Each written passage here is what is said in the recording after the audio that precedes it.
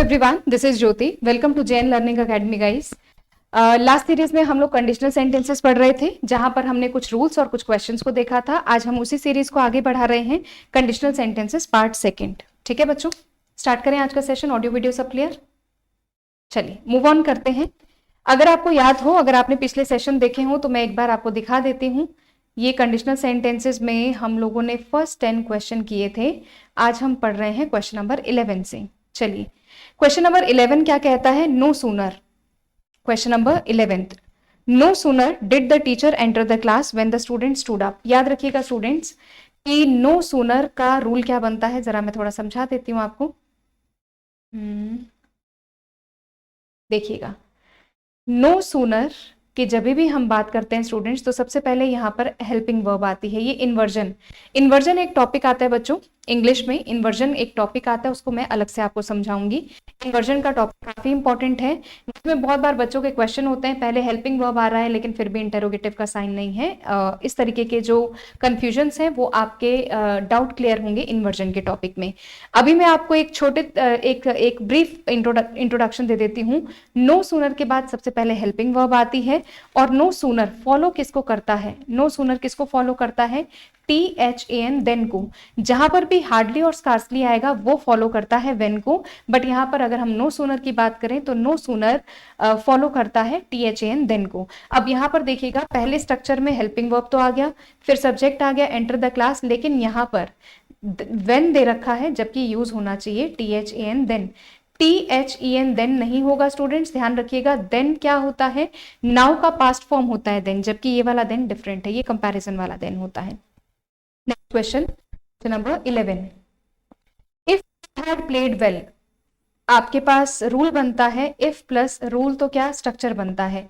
Plus had plus V3, would have plus V3। ये sentence आता है, पिछली क्लास को जरूर देख लीजिए, आपको समझ में आ जाएगा। तो हैड प्लस V3 ठीक है, लेकिन विल हैव नहीं आएगा।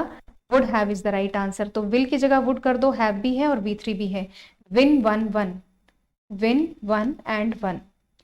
Question, unless the government does not revise. जहां पर भी अनलेस है वहां पर नॉट नहीं आएगा।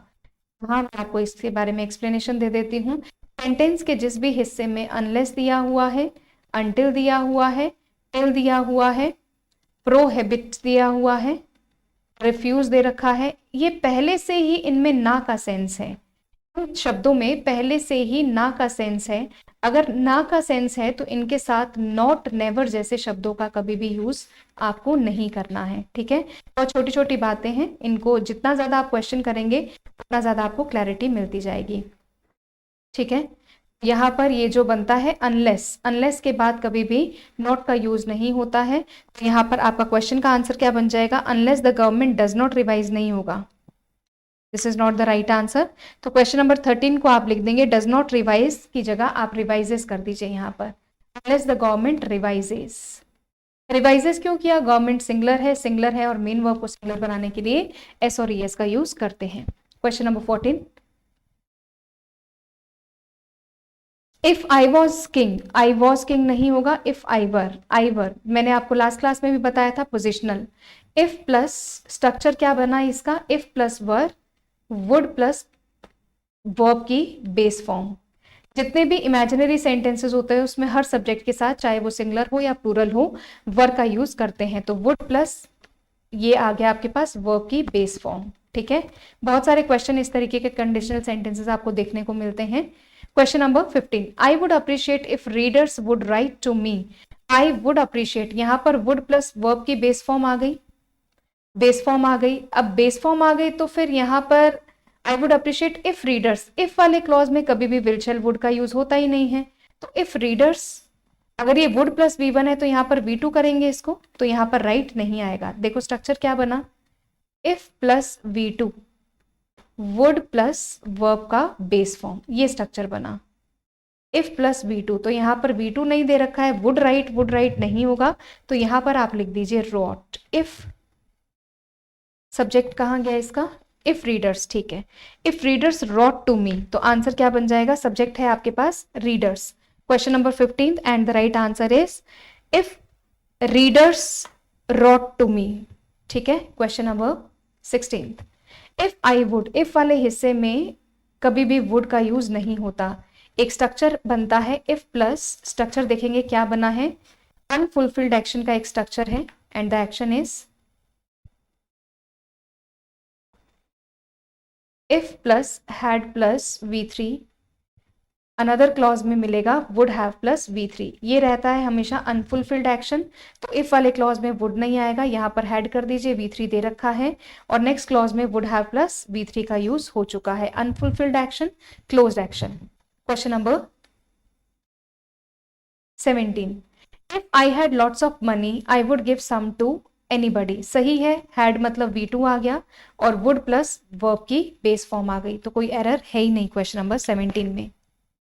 ठीक है, if plus V2 would plus verb का बेस फॉर्म, तो यहां पर ये आई वुड है, गिव आ गया, तो सेंटेंस में कोई एरर नहीं है। तो नंबर 18, इफ वाले क्लॉज में कभी भी विल शेल वुड का यूज नहीं होता है। आई रिपीट, इफ वाले क्लॉज में कभी भी विल शेल या फिर वुड यूज नहीं होता है। सेकेंड क्लॉज में देखिएगा वुड प्लस V1 आया है, यानी कि वर्ब प्लस बेस फॉर्म आया है, और यहाँ पर नो है, तो स्ट्रक्चर क्या बन जाएगा, if plus V2, second clause में वुड प्लस वर्ब की बेस फॉर्म। तो यहाँ वुड प्लस वर्ब की बेस फॉर्म है लेकिन V2 नहीं है, तो नो का सेकेंड फॉर्म होता है new. Next question, if you breaks the law, if plus present clause आ गया, इफ प्लस प्रेजेंट क्लॉज। ठीक है, इफ यू, देखिए इफ प्लस प्रेजेंट क्लॉज, उसके बाद क्या लिखा है, you must be prepare to face the consequences. पहली बात तो इफ के साथ ब्रेक्स नहीं आएगा, ब्रेक आएगा, तो ए में एरर हो गई। If you break the law you must be prepare to face the consequences, अगर तुम नियम तोड़ोगे तो उसके परिणाम भुगतने के लिए भी तैयार रहो। Next question, if you resist the first temptation the next will be easier to overcome. Question number 20 में आपका जो स्ट्रक्चर बनता है वो क्या बन रहा है, इफ प्लस प्रेजेंट, और सेकेंड क्लॉज में आ रहा है the first temptation the next will be, यानी कि सिंपल फ्यूचर। सिंपल फ्यूचर का स्ट्रक्चर आ रहा है if plus present plus simple future, इस नाते कोई एरर है ही नहीं। Question number 21, a girl must be gracious if she wishes to be a ballerina. Gracious का मतलब क्या होता है, ग्रेशियस का मतलब होता है जो बहुत हम्बल है, जो बहुत काइंड है, जो बहुत दयालु है। ठीक है, अब एरर कहां पर है, इसमें कोई एरर है ही नहीं। ग्रेशियस इफ शी विशेस, तो कोई एरर नहीं है क्वेश्चन में। चलिए next question, if I were Zubin, position वाला क्वेश्चन है, स्ट्रक्चर बनता है if plus were, second clause का स्ट्रक्चर बनता है would plus V1। If I were Zubin I would not attend, would plus verb का बेस फॉर्म आ गया। क्वेश्चन नंबर 22 में कोई एरर नहीं है। स्ट्रक्चर मैं साथ के साथ लिखते जा रही हूं, अगर आप पिछली क्लास देखेंगे, इसका पार्ट 1 देखेंगे तो ज्यादा क्लैरिटी होगी। अब एक हर बार हर पार्ट में तो हर रूल नहीं समझाया जा सकता बच्चों, इसीलिए मैं यही आपको बहुत क्लियरली मेंशन करके देती हूँ, दिस इज योर पार्ट 1, 2, और बाकायदा आपको पूरा अच्छे से लिखा हुआ मिलता है। बढ़ते हैं क्वेश्चन नंबर 23 की तरफ। If you had told me, structure क्या दिखाई दिया, if plus had plus V3 और would have plus V3। Unfulfilled action हो गया, अनफुलफिल्ड एक्शन हो गया, told me I would have helped you. Question number 23, अब अगर 23 की बात करें तो कोई एरर है ही नहीं, इसमें कोई एरर नहीं है, नो एरर कर दीजिए इसमें भी। बात करते हैं क्वेश्चन नंबर 24 की। हैड आई रियलाइज्ड, फिर से if plus had plus V3 और वुड हैव प्लस V3, ये आपका स्ट्रक्चर बनेगा। Unfulfilled action, had plus V3 आ गया। Such a long way off, had I realised your house was such a long way off, I would take नहीं होगा, answer की क्या बन जाएगी, वुड हैव टेकन। स्ट्रक्चर ऊपर देखिए बच्चों, वुड हैव टेकन। जब तक आप स्ट्रक्चर से रूबरू नहीं होंगे आपके क्वेश्चन आंसर सॉल्व नहीं होंगे, है ना। इतना भी मैजिक नहीं है इंग्लिश में बच्चों, है ना। इतना भी मैजिक मत समझिए कि क्वेश्चन आंसर करेंगे उसको रट रट के कर लेंगे, ऐसा नहीं है। आपको थोड़ी थियरी समझनी पड़ेगी। इतना इंग्लिश दुनिया में सबसे आसान लैंग्वेज है, बट इतनी भी आसान नहीं है कि हमने 4 क्वेश्चन किए और हम बिल्कुल माहिर हो जाएंगे। You need a lot of practice for SSC and bank. कई बार बच्चे कहते हैं मैडम रूल पढ़ लिए, पढ़ा दिया आपने, समझ आ गए, अरे मैडम वो 10 क्वेश्चन भी कर लेते, वो मैडम 20 क्वेश्चन भी कर लेते, और मैडम क्वेश्चन सॉल्व नहीं हो रहे, कैसे होंगे। इट इज लाइक कि आपको मैंने क्रिकेट के रूल बता दिए, बैडमिंटन खेलने के रूल बता दिए, किसी भी गेम के रूल बता दिए। अब आप कहें कि मैडम 2 दिन में हमें आ जाए, तो वो तो पॉसिबल है ही नहीं। अगर आप इंग्लिश में सोचते हैं कि 10, 20, 50, 100 क्वेश्चन करने से आप जाकर एसएससी मेंस का एग्जाम क्लियर कर लेंगे, तो आई एम रियली सॉरी। मैं आपको फिर से रिपीट करूंगी कि हर एक चैप्टर के मिनिमम ऑफ 500 क्वेश्चन आपको एसएससी के लिए तैयार करके जाने चाहिए। वही मेरा छोटा सा एक प्रयास है कि मैं क्वेश्चन आंसर सीरीज के साथ साथ हर एक क्वेश्चन के साथ I am trying to give you the rule, I am trying to solve your queries and doubts. जितने मेरे पास क्वेरीज या डाउट्स आते हैं उनके बिहाफ पर मैं आपके सेशंस बना रही हूँ। तो प्लीज बिल्कुल क्लियर हो जाइए। 10, 20, 50, 100, 200, 300 क्वेश्चन करने से नहीं होगा। You need a lot of practice for SSC CGL, SSC, for any kind of SSC exam. For bank, you need a lot of practice. You need understanding of rules. You need understanding of theory. पहली चीज, rule को रटना भी नहीं है, but rule को समझना है। इंग्लिश को अपने जहन में उतारने के लिए सेंसेस बहुत यूजफुल होते हैं। आपको सेंस करना पड़ेगा कि क्वेश्चन का सेंस क्या है, उसको दिमाग में रखकर क्वेश्चन करिए। इसलिए इतनी सारी जो क्वेरीज आती है ना, मैडम रूल पढ़ लिए, क्वेश्चन कर लिए, आपकी सीरीज भी देख ली। अब मैं उनसे बोलती हूँ 20, 25, 30, 50, 100 की सीरीज से नहीं होगा। बैठिए तसल्ली से, हर एक चैप्टर की प्रैक्टिस लगाइए और बहुत प्रैक्टिस करनी पड़ेगी। ठीक है, इतना भी इजी नहीं है, हर चीज के लिए मेहनत करनी पड़ती है। अभी आप देखो इसी सेशन में मैंने अभी तक आपको 11 से स्टार्ट किया था, 15 क्वेश्चन में एक ही तरीके का रूल, जिसको मैंने बार बार बोला क्लोज्ड एक्शन, क्लोज्ड एक्शन, ऐसे एक्शन। अब इसके साथ कुछ नहीं हो सकता। जब मैंने इसको 5 बार रिपीट कर दिया, तो अब तो कम से कम आपको भूलना नहीं चाहिए। तो प्रैक्टिस का मतलब ही है कि हम एक चीज को बार बार रिपीट करके प्रैक्टिस कर रहे हैं। ठीक है, बढ़ते हैं क्वेश्चन नंबर 25 की तरफ। I will meet him, sorry side हो जाती हूँ। चलिए, I will meet him when he will come. अभी भी मैंने बताया था कि व्हेन वाले क्लॉज में, कंडीशनल क्लॉज में कभी भी विल, शैल, वुड का यूज होता नहीं है। तो क्वेश्चन नंबर विल कम नहीं होगा, विल कम नहीं होगा, ही है तो कम्स कर दीजिए यहां पर। ठीक है, सी में एरर आ जाएगा। ठीक, सी पार्ट में एरर हो जाएगा, कंट्रोल जेड करके इसको थोड़ा ठीक कर दो, कम्स आ जाएगा, विल कम नहीं आएगा। Question number 26, her grandfather would have lived. If वाले हिस्से में कभी भी वुड हैव नहीं, वुड का यूज नहीं होगा। He would have been 100 years old। 26 में अब आप देखो वुड हैव लिव्ड नहीं होगा, बल्कि हैड आ जाएगा। तो वुड को हटा दो, हैड लगा दो, हैड प्लस V3 लगा दो, वुड हैव भी हटा दो। स्ट्रक्चर लिख देती हूँ बोर्ड पर, if plus had plus V3 would have plus V3, ये आपका स्ट्रक्चर बनता है। और इस स्ट्रक्चर को कहा जाता है पास्ट का अनफुलफिल्ड एक्शन। ठीक है, पहले वाले वीडियो देखो, आराम से समझ में आएगा। By the time she had finished her work I had nearly given up all hope of arriving at the party in time.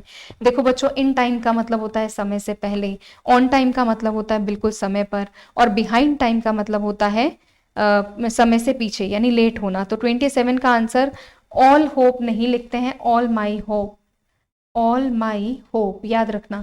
अब इसको आपको कैसे समझ में आएगा, डिटर्मिनर पढ़ाया है बच्चों मैंने, डिटर्मिनर पढ़ाया है यूट्यूब पर, उसको जाकर पढ़ो, वहां पर आपको ऑल, मैनी, बोथ, इन सब के रूल समझ में आ जाएंगे। तो आप वहां से रेफर करिए इसको, ऑल के नियमों को रेफर करिए, ऑल, मैनी, मच, बोथ का यूज कैसे करना है, दिस, दैट, दीज, दोज, ये सारे रूल्स वहां से आप रेफर करिए। बढ़ते हैं क्वेश्चन नंबर 28 की तरफ। When I fail to solve the problem myself I unhesitatingly called for his help. देखो, बिना हेजिटेशन के, अनहेजिटेटिंगली, बिना किसी हेजिटेशन के मैंने उसको कॉल किया। When I fail, present tense है स्टूडेंट्स, जब प्रेजेंट टेंस है तो यहां पर कॉल्ड क्यों आएगा, कॉल आएगा। If plus present is equals to simple future या फिर प्रेजेंट का रूल बनता है। बढ़ते हैं क्वेश्चन नंबर 29 की तरफ। Unless aid arrives within the next few weeks thousands are starving, thousands are starving.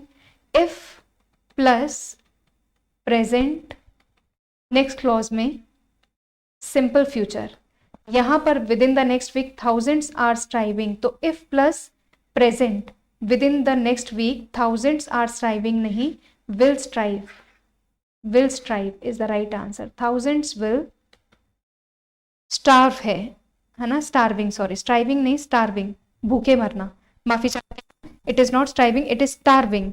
Starving मतलब कि भूखे मरना, तो विल स्टार्व। ठीक है, I repeat, I apologise that I read striving, it is not striving, it is starving. Starving यानी कि भूखे रहना। तो if plus present is equals to simple future है तो will starve is the right answer. ठीक, चलिए बढ़ते हैं आगे क्वेश्चन नंबर 13 की तरफ। The train will not start until the guard will blow the whistle. Again फिर से अभी अभी हमने पढ़ा अंटिल वाले हिस्से में कभी भी कंडीशनल क्लॉज में विल शेल वुड का यूज नहीं होता। क्वेश्चन नंबर 30 में विल ब्लो की जगह यहां पर क्या हो जाएगा, ब्लोज हो जाएगा, BLOWS, क्योंकि until the guard singular term है तो ब्लो का S और ES लगाना पड़ेगा। ठीक, बढ़ते हैं नेक्स्ट क्वेश्चन की तरफ। Question number 31, I should do the same if I were in your place. फिर से पोजिशनल वाला सेंटेंस आ चुका है। पोजिशन वाला सेंटेंस है, पोजिशन में क्या होता है, अगर मैं तुम्हारी जगह होता, अगर मैं उसकी जगह होता, तो यहाँ पर वुड प्लस वर्ब का बेस फॉर्म यूज करते हैं, वर्ब का बेस फॉर्म यूज करते हैं। तो इफ वाले क्लॉज में आई वर आ गया, वुड प्लस वर्ब का बेस फॉर्म यूज हो गया। शुड भी आ सकता है, सेंटेंस का सेंस को देखते हुए शुड माइट वगैरह का यूज कर सकते हैं। आगे चलकर आपको मोडाल के चैप्टर में इसको समझाया जाएगा। क्वेश्चन नंबर 32, इफ के साथ विल कभी भी नहीं आता, इफ वाले क्लॉज में विल शेल वुड का यूज नहीं हो सकता है। 32 क्वेश्चन में विल वर्क नहीं होगा, केवल वर्क होगा, विल हटा दीजिए। Question number 33, if you are coming home tomorrow let me know at what time I can expect you. अगर तुम कल घर आ रहे हो तो मुझे बताओ कि मैं किस समय उम्मीद कर सकता हूं कि तुम आओगे। इफ योर कमिंग नहीं होगा, इफ यू आर कमिंग होगा, योर कमिंग नहीं होगा, यहाँ आवश्यकता नहीं है। ताकि ये योर कमिंग वाला आपका जेरेंडल फॉर्म के कुछ क्वेश्चंस आते हैं, वो हम आगे वर्ब के चैप्टर में समझेंगे। वर्ब में एक पार्ट जेरेंड है, उसमें समझेंगे। वहां per your coming, his coming, है ना, हर कमिंग, इनको कैसे यूज करना है ये एक अलग कंसेप्ट है। ठीक है, बढ़ते हैं क्वेश्चन नंबर 34 की तरफ। नो सूनर के बाद पहले हेल्पिंग वर्ब आता है और यहाँ पर नो सूनर फॉलो किसको करता है, नो सूनर का स्ट्रक्चर पहले हेल्पिंग वर्ब, फिर सब्जेक्ट आएगा, फिर आपका सेंटेंस चलेगा और ये फॉलो करेगा THAN देन को, and then sentence, and then full stop. तो चेक कर लीजिए क्वेश्चन नंबर 34 में नो सूनर तो दे रखा है लेकिन ही से पहले देन का यूज होगा। स्टूडेंट्स कहेंगे मैडम एरर कहाँ पर मार्क करें, तो डेफिनेटली एरर मार्क होगा सी में। तो no sooner did he see the traffic policeman then he wore seat belt. जैसे ही उसने पुलिसमैन को देखा वैसे उसने अपना ही वॉट सीट बेल्ट, उसने सीट बेल्ट पहन लिया। तो नो सूनर का स्ट्रक्चर है पहले हेल्पिंग वर्ब, फिर सब्जेक्ट, फिर देन को फॉलो करता है। इसी तरीके से hardly, scarcely plus helping verb वो वेन को फॉलो करता है। और अगर वेन या देन दे नहीं रखे हैं बच्चों तो आपको खुद ऐड करने पड़ेंगे। उसकी जगह कॉमा लगाना गलत है, कॉमा नहीं आएगा। उसकी जगह आपको अगर नो सूनर वेन को फॉलो कर रहा है तो भी गलत है। नो सूनर THAN देन को फॉलो करेगा, THAN देन को फॉलो नहीं करेगा। अगर क्वेश्चन में नहीं है तो आप उसको ऐड करेंगे और जहां नहीं है वहां पर उसको एरर मार्क करेंगे। बात करते हैं क्वेश्चन नंबर 35 की। अनलेस यू विल, अनलेस वाले हिस्से में किसी भी कंडीशनल क्लॉज में if, provided, suppose, supposing, when, before, in case, पिछली वीडियो देखो वहां ये थ्योरी लिखवा रखी है, ऐसे हिस्से में विल शेल वुड का यूज नहीं होगा। तो unless you will study hard you can not pass. तो यहाँ पर क्वेश्चन नंबर 35 में विल को हटा दीजिए सिंपली और यू के साथ स्टडी लगता है। अगर ही होता तो एस और ES का यूज करते, शी होता तो एस और ES का यूज करते। अभी नॉट रिक्वायर्ड, सिर्फ विल को हटा दीजिए। एरर पूछेंगे तो मैं कहूंगी बी पार्ट में होगी, करेक्शन पूछेंगे तो मैं कहूंगी विल को हटा दीजिए। ठीक है, तो ये था आज का आपका 35 क्वेश्चन का सेट। यानी कि हमने अभी तक कंडीशनल सेंटेंसेस पे कुछ एक रूल्स और कुछ एक क्वेश्चंस कर लिए हैं। नेक्स्ट सेशन का वेट करिए, तब तक मुस्कुराते रहिए, खुश रहिए, जीवन में आगे बढ़ते रहिए, प्रैक्टिस करते रहिए और पैनिक मत होइए कि 2 4 5 20 क्वेश्चन करने से कुछ होगा। 100 200 300 400 500 600 700 800 क्वेश्चन करने से भी कुछ खास असर नहीं होगा। You need a lot of practice. आप बोलोगे मैडम लोग कहते हैं आइए 30 दिन में SSC क्लियर करिए, वो सब नहीं है ना। You need to give ample time, आपको एक पर्याप्त समय देना पड़ेगा। मिलते हैं नेक्स्ट सेशन में, टिल देन मुस्कुराते रहिए।